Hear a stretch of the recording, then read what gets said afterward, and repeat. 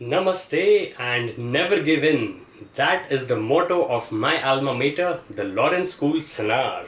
And today I want to talk about books that I have written by old Sanawarians, including yours truly.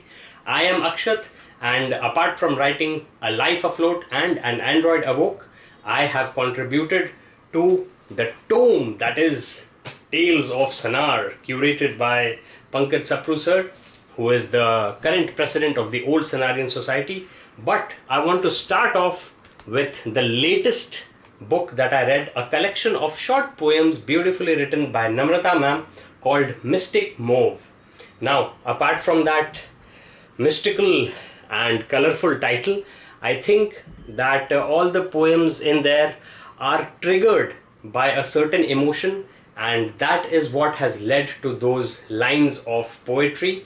And each and every one of those poems has food for thought for us readers. And I just want to say that I will read out from my notes that I had. I can relate to most of the poems because there is an existential undercurrent encouraging us to embrace every moment. There is positivity even in the very few poems that feel melancholy.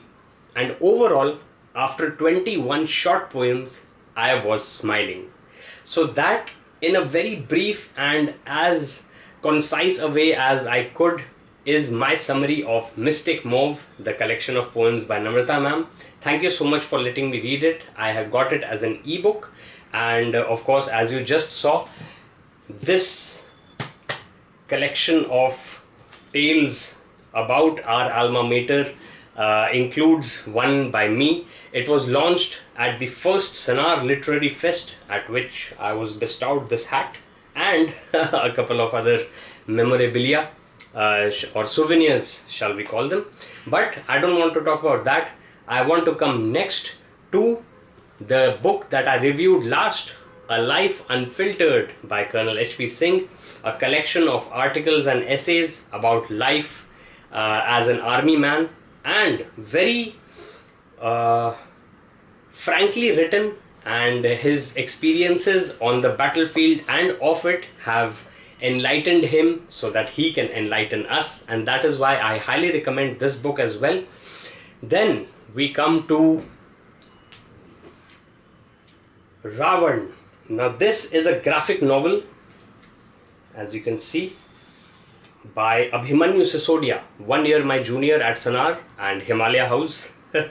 So I was really glad to see his name on the author byline, and it's illustrated by Sachin Nagar. Very nicely done. A sort of different take on how Ravan came to be as, shall we say, discussed. I will say despised, but it depends from culture to culture, because I have read somewhere that in certain Southeast Asian cultures, Ravan is venerated as a deity, and indeed he was god level at some point in his life. Of course, the king, Roar of the Demon King, is the subtitle of this book, and the graphic novel, sorry. So these are a few of the countless books written by old Sanawarians, and I am glad that I count myself among those, shall we say, when very few people who have managed to get the written word out there. This was my first book, A Life Afloat. It's about my travels throughout India and my learnings, my individual experience gained, accumulated throughout these travels, and how it shaped my current philosophy, which is 6Rism. You can find out more about that in this book as well as in my other videos. But basically, what 6Rism stands for is to live in the moment the best you can, with high hopes for the future, and learn from the past, but don't dwell on it.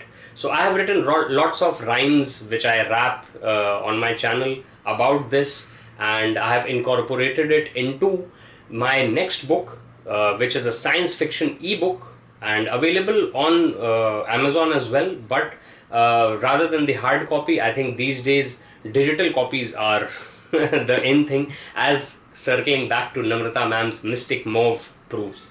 So, an Android Awoke is set 400 years in the future, when we have established colonies on the moon and a permanent settlement on Mars as well. And that is the contention, the bone of contention, because a new element has been found on Mars, or synthesized on Mars, which can possibly allow faster than light travel, or at least sub light speed travel. Alright, so that is something that I have already published, and I'm working on volume 2, which will dig deeper into the intricacies of interplanetary politics. But at the same time, I'm also focusing on certain A Life Afloat volume 2, which will have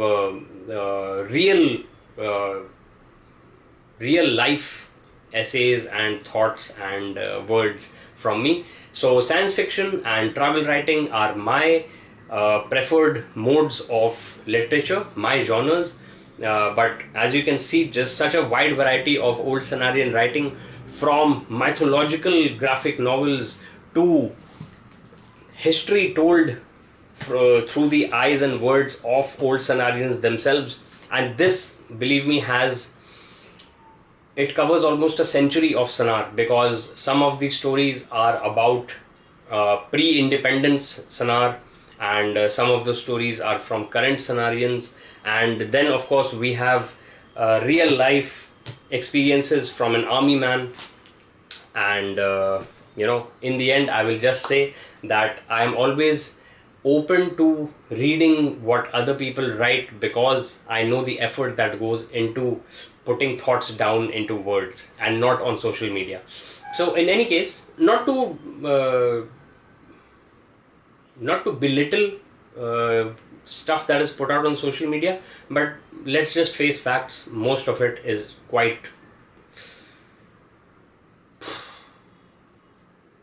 low level.